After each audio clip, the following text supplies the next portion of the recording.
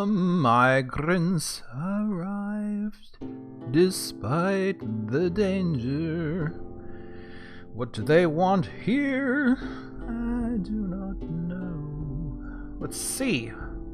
I might just let them, I'll come in, we'll name them once they arrive. Let's see. We got 2. More than 2. More than 3. More than 4. Let's see. 6 so far. 7. 8. 9. Woo, 10. Wow. 11. Oh. 13. 12. 14. Holy crabs. Where are they all coming from? I was told there were only like 30 dwarves in the whole world, and they're still coming. Alright, this is gonna... Holy shoemongers. Look at this. Ooh, I'm not sure I deserve this. Despite the danger. I think that's it. Alright, well, I'm gonna go through the list and give them names, and then I'll try to revisit the list, but without... Oh, crabs. Let's just do it. Kubuk. Kubuk, let us just zip through you. Wood cutting is most appreciated, but I would like you to do more than that. I'm trying to limit the hauling of things a little bit more. So water, burial, actually food. And, oh yeah, no, let's see. Kubik likes brimstone, electrum, brown jasper. The color pale blue, shields, sheep, firefly men, interesting. Likes to consume fox, squirrel, steelhead trout, and bumblebee. Mead. Let's see. She eschews practical concerns for philosophical discussion. Alright, well that was easy. Philosophical mead. Hello.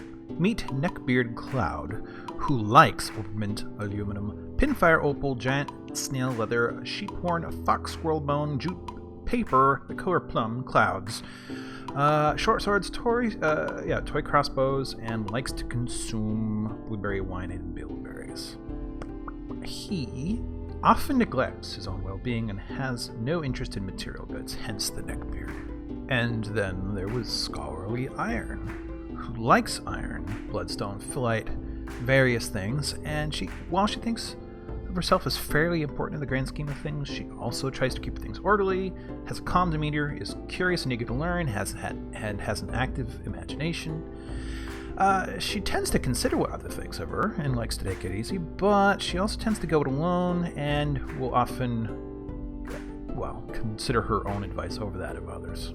Well, we know that Compulsive Slab likes slabs along with lignite, electrum, milk opal, and orange woodwood. But he's ruled by irresistible cravings and urges, hence the compulsive, and buffeted by others' emotions and can't help but respond to them. He likes to keep things practical, without delving too deeply into the abstract, and is pleased by his own appearance and talents. Tends to make a small mess with his own possessions, though, and is envious of others. Light Potato likes ash glaze, nickel, iron, resin, opal, potato plants, likes to consume cave swallow, date wine, and oak flower. He also is ruled by irresistible cravings and urges, but is polite and observed appropriate rules of decorum when possible. He prefers to be alone, kind of single-minded, rarely feels discouraged, lives a fast-paced life, does not go out of his way, though, to help others, and is troubled by this because he truly respects sacrifice. Impulsive Jute likes chert, platinum, amber opal, avocado, wood, jute fabric, figurines, and donkeys. Shares intimate details of his life without sparing a thought for the repercussions of propriety. Is not inherently proud. Tends to think before acting. And does not easily fall in love. Rarely develops positive sentiments. Although he is humble.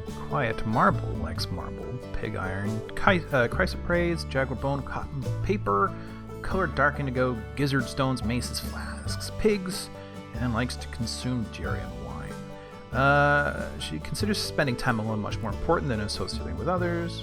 She's not a private person, though, and freely shares the details of her life when she, happens to interact. But she's pretty humble, is grateful when others help her out. Distracted Axe likes Fallen Star, Electrum, Veracite, clear glass, mountain goat bone, the color chestnut, battle axes, bucklers, backpacks, hatch covers, scepters, buckets, and cavies. And he's frequently distressed, inattentive to detail, trusting, but has a noticeable lack of perseverance. He is assertive, though. Cantankerous calcite likes calcite, obviously. Black bronze, chrysoprase, giant oak leather, giant gray langer tooth, pigtail fabric, maces, and yaks. She's generally moved by art, though this troubles her for her disdain of the natural world. She tends not to be swayed by emotional appeals, has a tendency towards forming deep emotional bonds, tends to avoid any physical confrontations, though she's also conflicted about that. She likes a little excitement now and then, but is stubborn, nervous, generally quite confident in her abilities, but then a bit stubborn in changing her mind about things. She tends to share her own experiences, often feels discouraged, is rarely happy, and is conflicted by this as she values merrymaking whenever possible. Charmless Mace likes marble, sterling silver, cinnamon grossular, a kind of garnet, by the way. The color indigo, dark indigo, maces, backpacks, crowns, and ducks. She does not find most jokes humorous. She is very rarely moved by curiosity, doesn't like to stick with things even if the least bit of challenge arises. Very impolite and considerate. She is sloppy, slow to anger, but likes to brawl and is quarrelsome. Relentless Slate likes slate, trifle pewter, green tourmaline, green glass, holy moose bone, Keenath fabric, spears, backpacks, boxes, and bags. She likes everything. She's relentless, completely consumed by ambition, grounded in reality, is rarely happy or enthusiastic, and is conflicted about that. She has a tendency towards, though, from forming deep emotional bonds. Sad Roach also likes quite a lot of things, including stoneware, chrysoberyl, Keenath, bolts, and so on. But she is often sad and dejected, finds herself changing her mind to agree with somebody else. She's friendly, and she thinks she's fairly important. She's pleased by her own appearance, but she has little interest in joking around. Tough Gem likes siltstone, pig iron, lace agate, wood frog, bone, pond isle, what the hell am I saying? Pond turtle shell, rope reed fabric, gems, earrings, and hemp plants. Never pass up a good chance for a fight. Enjoys the company of others, though. Generally acts with a narrow focus. Often acts with compassion, but overindulges. And when he's nervous, he has a habit of chewing on his cheek. And then there was Nervous Steel, who lacks confidence in his abilities, is made uncomfortable by differences in culture or appearance, but tends at least to ask others for help with difficult decisions. Interestingly enough, in a past life, Paranoid Guppy killed an Etten in the year 819, which is my birth number.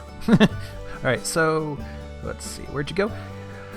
He's private to the point of paranoia, unwilling to reveal even basic information about himself, and lacks confidence in his abilities.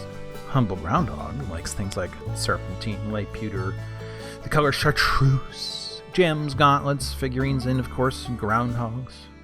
And though he lives at a high energy, kinetic pace and is slow to anger, acts sometimes without deliberation, still is not inherently proud of his talents and likes to keep things practical. Dutiful Rutile likes rutile, black bronze and onyx opal, and she has a strong sense of duty, does not generally think before acting, and is actively avoiding exciting or stressful situations. And lastly, and I am so sorry for reading them all out, Cheating Ruby likes kaolinite, lay pewter, rubies, bins, large serrated discs. Large what? Large? That's weird.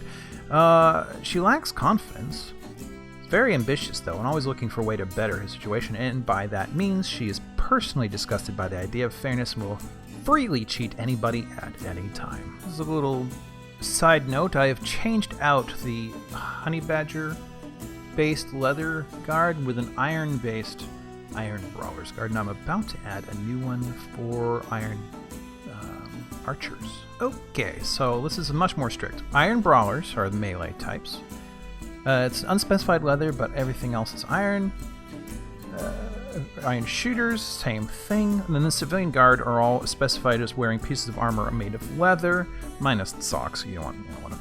And then whatever heck weapon they want. So everybody maybe will end up in the Civilian Guard, who's not in, and not in these two. But maybe then they'll have, upon suggestion, the armor doesn't wear down quite the same way. We'll try it. Let's take a quick look. Pigtail trousers, hair leather tunic, honey badger leather armor, iron helm, very good. Hood, socks, shoes, iron battle axe, good. Green glass vial, cool. Iron greaves, very good. You, iron right and left gauntlets and greaves and helm, cool. You, lots of X-colored stuff. Iron short sword, iron helm, very good. Is this a glitch? Let's see. Fillet block wall. Fillet block fortification. However, if I try to remove it, it's not there. I cannot remove it. And I cannot build over it either. So it appears to be permanently placed fillet. What is going on here? Block fortification that I can do nothing about. Why? There we go. Oh, good. Okay, somehow taking out the wall helped. All right. Well, because the mayor was seeming to have a hard time keeping an office, I converted the old inn into mayor's office. So not only that, but there are now stairwells going down to a small dining chamber and a bed chamber, and for the sake of symmetry and just because mayors are busy, I made them mirror images of one another. Oh gosh, more migrants. Let's see. Migrants arrived despite the danger. It's like 2 so far. 3, 4, 5, 6, 7, 8 more. Wow. Ooh, 9. So that means we have a few extras. Let's see. Angry Gray, Arrogant Rust, Fiery Rilgar, Flighty Dacite, Chaotic Copper, Stubborn Donkey, Helpless Crown, and Brave Bornite. Oh, wait. And Pristine Chicken, who mostly will just be hauling stuff. Oh, Impulsive Jute, withdraws from society. Seems to be bringing in some stone, and is dashing off again for something else. Another piece of stone. Oh, bones. Well, still not done yet. Ooh, copper bars from the looks of it. And still not done. Oof, what are you going after this time? Shell? Or gemstone? Dude. Where are you going? Ooh, leather. Ho ho ho! Caravan! Please stop by my house and buy my stuff. Like all this junk, but not that junk. Let's see. X. We want to get rid of all of it. Ah, Impulsive Jute has begun a mysterious construction. Where is that? Where is Impulsive? Alright, so let's see what you did. You selected slate, 2 rock salts, raw green glass. Okay. Stray donkey bone, copy bars, raw green glass again, horse leather, copper bars, donkey leather. Should be quite the production, and what it's going to be is like a spoon or something. Next year, they would like to get their hands on cut gems, rings, and cloth especially, and then perhaps figurines, anvils, or blocks. Impulsive Jute, Terraced de Rock, Strand Extractors created Egg Stack Samor, a slate figurine, of course, useless, of Alsmu Chasmnu. He claims it as an heirloom in the name of the family ancestor Humble Groundhog Book Vault. Let's take a quick look. 18 grand for a figurine. If I could have display cases, this would be nice, but for some reason I can't get my hands on display cases, and I don't know why. This is a slate figurine of Omzu Chasmnu. I said it again, Chasm. The item is a masterfully designed image of Chasmnu, the troll, in slate by Impulsive Jute. Omzu Chasmnu is laboring. The artwork relates to the settling of the troll. In the points of scintillating in 23, it is decorated with table-cut green glass gems, encircled with bands of rectangular slate cabochons, cushion rocks, salt cabochons, donkey bone, copper, and horse leather. This object menaces with spikes of copper and donkey leather. On the item is an image of Acom Die Esteemed, the plump helmet man in rock salt. Die esteemed is laboring. The artwork relates to the settling of the plump helmet man. Die esteemed in the points of scintillating a very many number of years later in 608. On the item is an image of gizzard stones in green glass. And there comes the last chink in that particular armor. Rock Salt Foundation, or sorry, crenellations done. On this side anyways. This side is still almost there. Alright, it seems I have 60 grand minus some buffer to work with. Clay loam. Ropes. I don't much care about ropes. Eluth. Ebb. Let's get some nice instruments.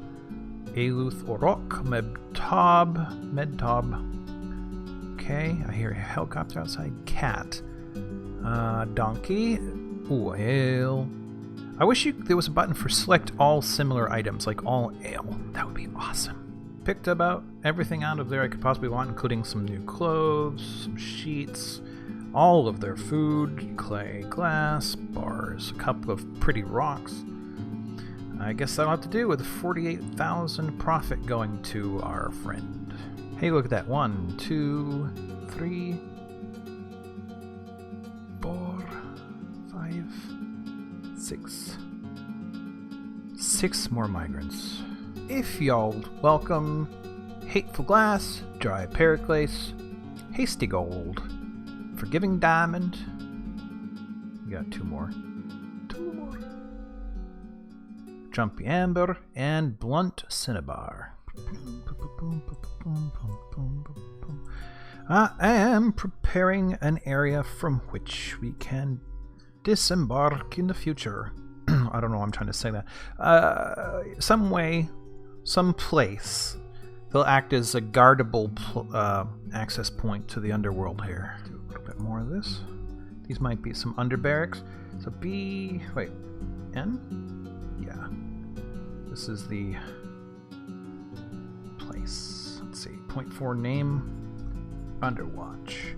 So this spot, anybody who's guarding from here should have this, through these crenellations here, these little arrow holes, a view down onto this area. It's not a very good or comprehensive view, but it offers the opportunity to at least take some pot shots at Ushrir Massobers. Where are you? It looks like Relentless Slate is our first unhappy person in a while.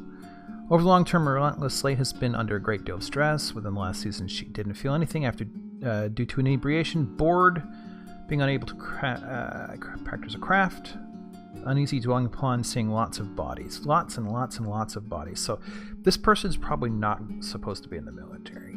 Let's see. Relentless Slate, let's take a... First, let's remove you. Which one do you belong to? Relentless Slate. Relentless Slate, you do not have to be in the military. It's okay. And this is melee guard, so wrestler, novice fighter, hasty gold. You probably belong in the other thing. Jumpy amber, chaotic copper. Sounds more like your alley, doesn't it? I have asked our manager and baroness, or was it countess? I can't remember. To please approve several iron armor pieces to get made, because I noticed my crew do not have enough of them to go around. Looks like the tail end of autumn's upon us. I noticed people have been putting water in the little pond, but just not nearly enough to compensate for its drying up. But if... Oh, crap, one just dried up. If, 1 or 2 of those, or 3 of those, or even so much as a 1 when it comes to freeze time, our pond will grow. You have discovered an expansive cavern deep underground. Where? How? Okay. Oh, so I passed right through the... Oh. No? I'm pretty sure I already knew about this level, so what's the deal with that? Doing what I can here to seal it off so it can't be penetrated later. And there at least it is sealed. So how do I proceed? Right here? Yeah, it looks like that's safe to do. So put it on a thing here, and these keep going down, and that's also basically what I discovered out of all this, was that I had discovered the first and third caverns, but not the second. You've discovered an expansive cavern again. How is that possible? Boy. Okay, so this is risky. Probably gonna have to cut this off here. And then reevaluate. Clear this all out. I don't know how I could have discovered 4 caverns. That doesn't make sense to me. Well, that's better. So the way down is a little bit locked, and a squad is actually using this underbarracks for their training. So, good. And finally, that part is sealed up. So, I've basically found my way to every level. I've found some neighbors, reptile folk, and kept them from being serious points of danger for me. So, that's all good. Not a very active, not a very combative episode, but lots of progress. Actually, no. There's one last thing. That right there will finish the fortifications over the garden spaces. And that, I think, is good enough for an episode, so thanks for watching. Come again next time, or I'll have to do something horrible.